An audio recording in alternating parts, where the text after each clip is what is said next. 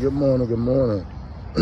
This your guy Ron Moten, right here at Penn Branch Shopping Center on the back side. This whole parking lot is going to be activated this evening from 6 p.m. to 12 a.m. for art all night, Penn Branch style. Broccoli City, Ward 7 Marketplace, Marshall Heights, Community Development, and Don't Mute DC. We're activating this space. We're gonna have started off with a conversation about preserving what's left of Chocolate City, and then we're gonna go from there to all type of activations, art, performances that include Black Alley and Serious Company, featuring Miss Kim and Scooby. All right, y'all. Make sure you come out. It's gonna be a great event in this parking lot right here. It's gonna be activated. It's gonna be nice. We're gonna have conversations and crank and art all night. All right. I want to thank our city, our mayor, Angie Gates, Latoya Foster and her shop, everybody who invested in this to make this happen. All right. It's for the community. It's going on all over the city. But I just got to be honest with y'all. I don't think the vibe gonna be like the vibe here. This is the vibe Friday where you want to be today. This is where you want to be today. All right.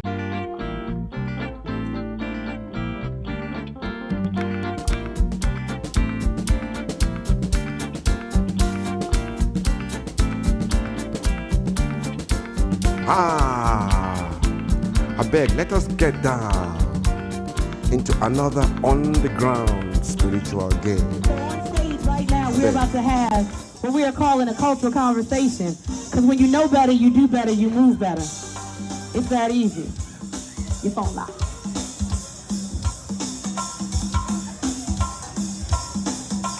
So with that, I would like to again bring your attention to the stage where we have Sabiyha Prince, who did the Berry Farms documentary.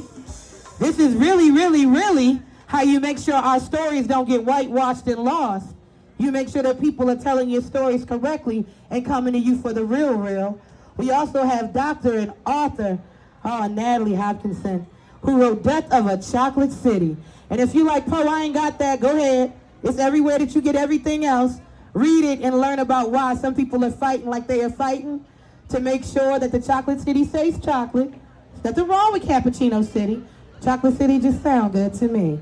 And with that, when you speak of stopping people from stopping a culture, we gotta talk Don't Mute DC and how Ron Moten has been putting down, not by just saying things, but in action to make sure that we get what we deserve in these communities and we are the change that's been needed. So with that, we will start our cultural conversation.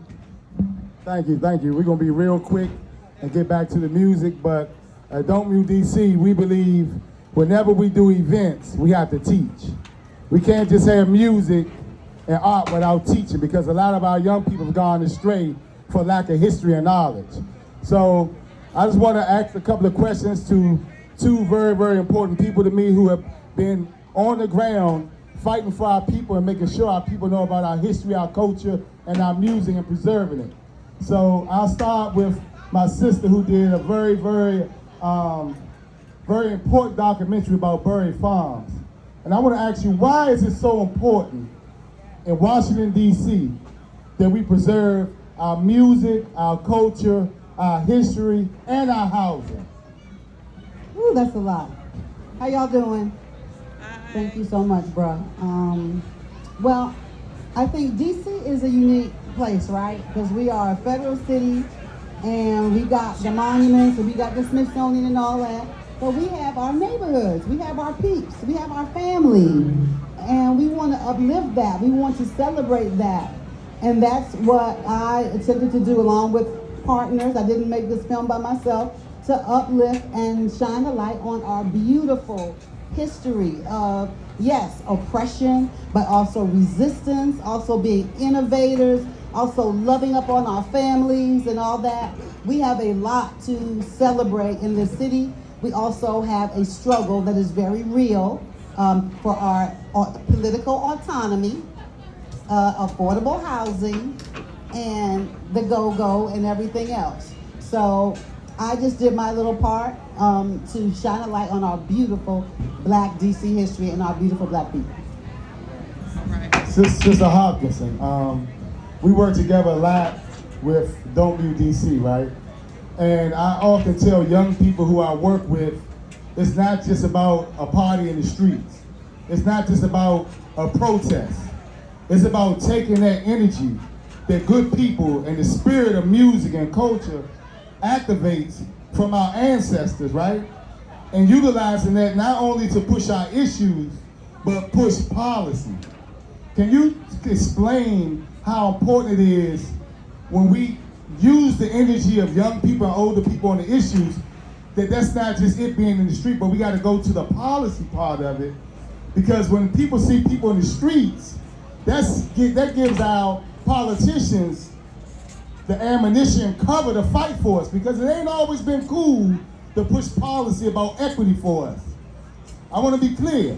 A lot of times, people have been attacked for doing what's right for people in our community. Often attacked. So can you speak on that? Yes. Hello, everyone. No, thank you for having me here. And that question about policy is why I'm here, why I drove across town to come and be part of this conversation. I was just talking to somebody about, actually some other filmmakers doing some work on DC, and they asked me that question about policy, and they asked, when was the most significant moment for you in WPGC? And for me, the thing that fills my heart is when the DC Council decided to defund the last hospital in east of the river. We called a go-go in the parking lot, and we were partying with the patients, and we were able to flip the votes on the council. Before they had voted 11-2 to defund the hospital, after we did our activation, they voted 11-2 to refund the hospital. And after seeing how powerful the music is, the music is powerful because, it taps into like our history.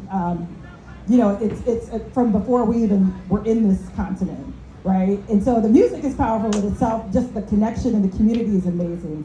But once you attach it to a demand, like a very specific demand, and you get a result, that's why we've kept doing it over and over again, and I'm gonna keep doing it over and over again. I want people to know that our music, our culture, our identity is our superpower, is the thing we have to keep activating and teaching our kids about, because we could just keep doing it. And to your point, Mo, about the politicians wanting to do the right thing, what we heard from politicians during WPGC was that, they were signing our petition too. And people are in their face making demands every day, and they're not hearing from us. And so what they wanted from us is they will do the right thing, they will fund our issues, they will fund our priorities, but we have to have their back, which means when it's time for us to make noise to back them up, we gotta be ready to do that. So, that's part of the policy issue, and I think that's all I'll say about that. So, Go-Go Live, Definitely Chocolate City was a book that you wrote. And when we talk about violence, I want people to know kind of like what happened in DC, right? So when we go back to the control board in Washington, DC, to me, that's when the attack on black people in DC just turned all the way up. Because that's when they took the trades out of the schools, which was a direct line for our children into the middle class. Then they took the music out and the arts out of the schools, which was another way a lot of our children and people made it to the middle class. Can either one of you all speak on the impact of when they took this away from us in our city when the control board came, and how to this day, even when they shut down all the clubs and all the places our young people, a lot of times we get upset when we go to U Street and we see the young people there wrecking havoc. We get upset when we go to 8th Street, but guess what, y'all? 14 years ago, they shut down all the places the young people went like we had a chance to go. Y'all remember we used to go to the Go-Go's and the clubs and this and that? Y'all remember we used to have after-school programs in Ballou, the boys clubs, and Malcolm X and all that, and they took that away. So now our young people just running wild, and we act like we don't understand why they running wild. So that was an attack on our city and our people, and we haven't fully addressed that yet. So even one of y'all want to speak on that? I'll say one thing. I refer to this as the manufacturing of vulnerability. And I feel like that's what they've done in our communities. They have reworked this and reworked that. They have taken resources away from us. And I wrote this book called African Americans and Gentrification in Washington, D.C. And one of the saddest things that I've seen, in addition to taking people's housing away from them, is taking away people's social networks, our relationships, our love, our family, our extended kin, our neighbors, where people will go to the store for you, go get my medicine from down there at the pharmacy, take me over to see my son who's incarcerated. All these kind of relationships, that makes us stronger. This has hurt us so terribly, y'all. And I think that is a role. What you're saying, and I think Natalie can speak to that better than I can. As an anthropologist, I feel that very strongly because I would be in people's homes doing oral histories, hanging out with people, sitting at their kitchen table, sitting at the dining room table. A teenager would come in and say, hey, Miss So-and-so, let me go get you some bread, some milk, what do you need? The absence of all that, the undermining of our connections to each other, that hurts us very deeply, y'all. And so we have a lot of fronts that we need to fight on. Thank you. Yeah, so she pretty much answered that question. So, in closing, because we want to get the music back on, from both of y'all, where do we go from here? Where do we go? We have a city right now, we have a lot of crime, we have disparities that are going across, they're getting wider and wider. No matter how much money we throw into the fire, it's like gentrification started with the control board slow, but now it's a bulldozer going 100 miles an hour. So how do we deal with that?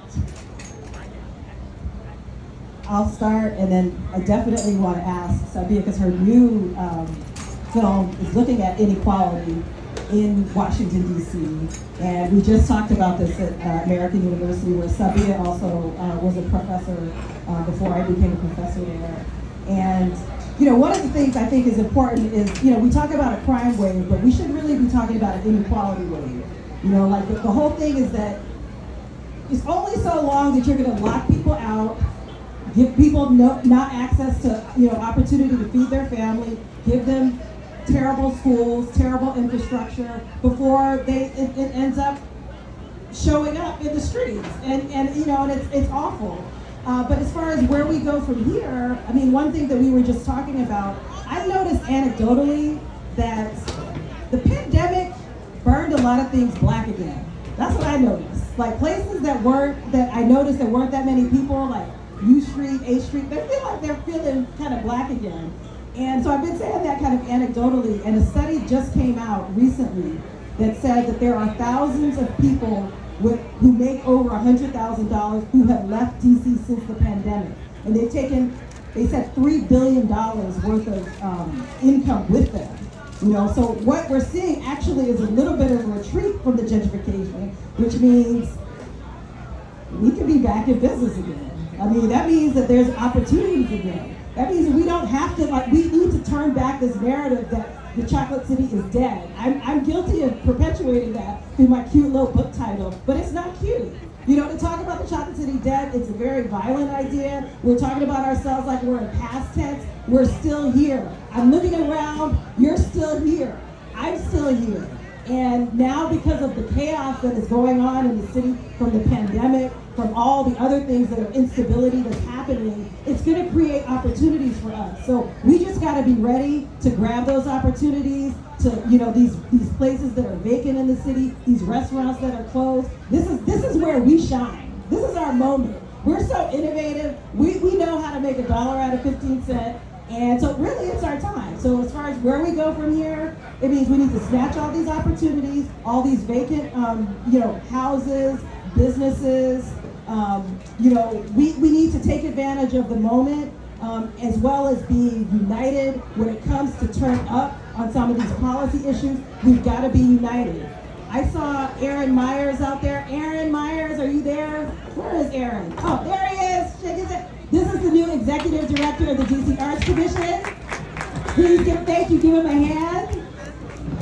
He has been focused on equity and, you know, helping us. So, you know, as we said about the council, we also need to support him. When he makes decisions that end up supporting equity, supporting opportunities for east of the river, we gotta be ready to support him and have his back when it's time to show up at the city council meeting, when it's time to show up at the mayor's office. We need to support him, help him do the right thing. So that's where we go from here. And I'll just close with this one quote. Oh, okay. Thank you so much. I would just say that's such an important question that you asked, and I think we can get a little overwhelmed, right? Because there's so many problems and there are different solutions. So for me, I just look at how long we have been in this country, and for many of us, how long our roots, how deep our roots are in this city. So I like to think about it like this. It took a minute for us to get here. So it's not going to be instant for us to fix this. So we have to pump the brakes, be patient, and be strong, keep fighting. And for me, a big solution is being organized. So maybe if all of us, join an organization, know your neighbor, find out what the upliftment, agencies are in your communities, and let's get involved, because it's about collective power. It's not about individual power. We are stronger together. It may sound cliche, but y'all know that's true, because I've been in so many different protests. I've gone down to DC City Council. You show up as a group, they respond to you very differently than if you show up as an individual. So this is our city. We fought for it. We deserve everything that we want and that we need to thrive, and we need to fight for it. However, whatever that looks like to you, I'm happy to have that conversation. So I'll close with saying this. Make sure you support all the vendors that's out here, right? Right? We're going to support our vendors? All right, listen, we don't support us. We can't ask anybody else to support us, y'all. So let's start at home first. Last thing I'll say is negative things happen when positive people do nothing. We have to stop being residents and practice citizenship. We have to get involved in our community. Too many of us sit back and cry and whine, but we won't get on our feet and fight and get active in our community. If we don't get up and fight back, then you're gonna get what you get. It's that simple. And you can't get mad at the people who fight and get rewarded. I'll leave it at that.